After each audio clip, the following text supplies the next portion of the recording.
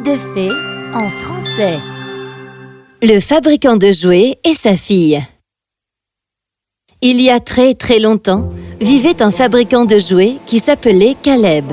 Il vivait avec sa fille dans une petite ville. La fille de Caleb, Bertha, était née aveugle et son père s'était promis de faire de sa cécité une bénédiction. Ma fille porte un assez lourd fardeau. Je ne vais pas en rajouter. Au contraire, je vais lui faire penser qu'elle a une très belle vie.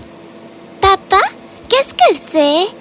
Oh, ça, c'est une jolie poupée princesse, comme ma petite princesse de fille. Est-ce qu'elle est plus jolie que moi? Et sa robe est plus jolie que la mienne? Oh non, elle n'est pas aussi jolie que toi, et sa robe n'est pas aussi splendide que la tienne. Merci, papa. Dis-moi, comment est notre maison? À quoi elle ressemble? Elle est grande comment?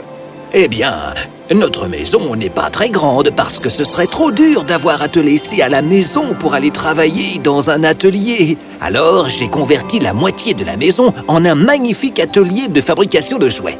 Est-ce que tu sais que notre atelier de jouets est le plus grandiose de tout le royaume? Notre gentil maître nous supplie de déménager dans une plus grande maison. Mais un atelier et une maison de cette taille nous suffisent, voyons. Tu ne trouves pas? Ah oui, papa, je l'adore, vraiment, oui.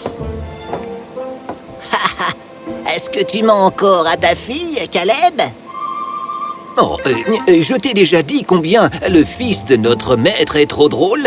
Tu devrais voir comment il me fait tout le temps des clins d'œil et son sourire en coin. Oui, maître?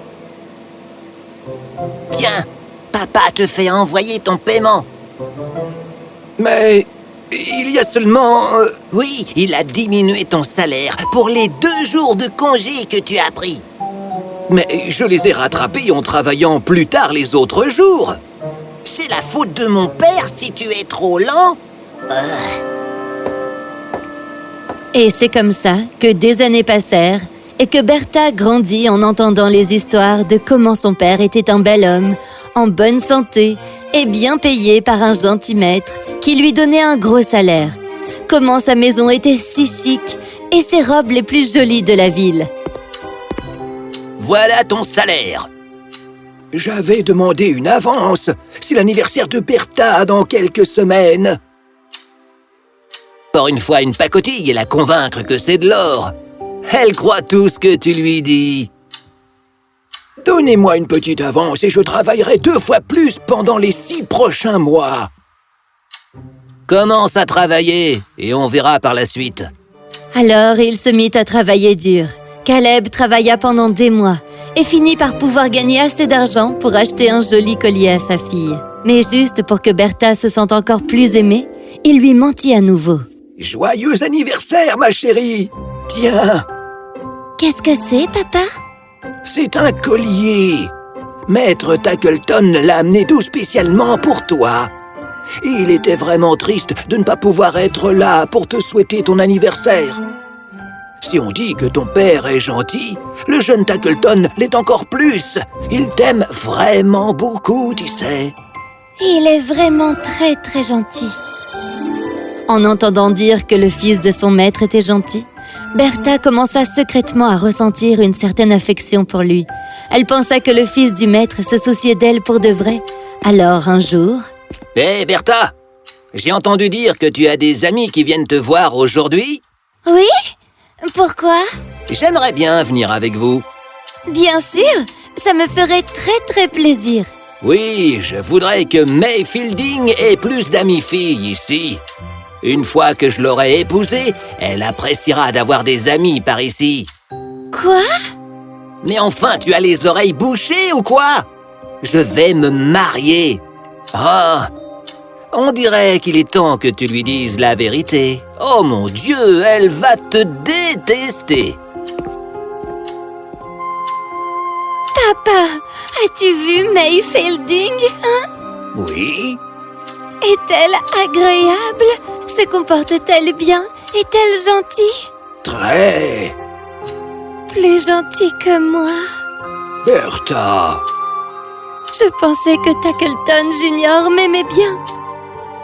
Pourquoi m'enverrait-il donc un cadeau pour mon anniversaire? Et pourquoi serait-il aussi gentil avec moi depuis que je suis toute petite? Oh mon Dieu, est-ce que tu souffres? Oh, mes anges gardiens, ne m'infligez pas ça. Ne faites pas souffrir ma fille encore plus.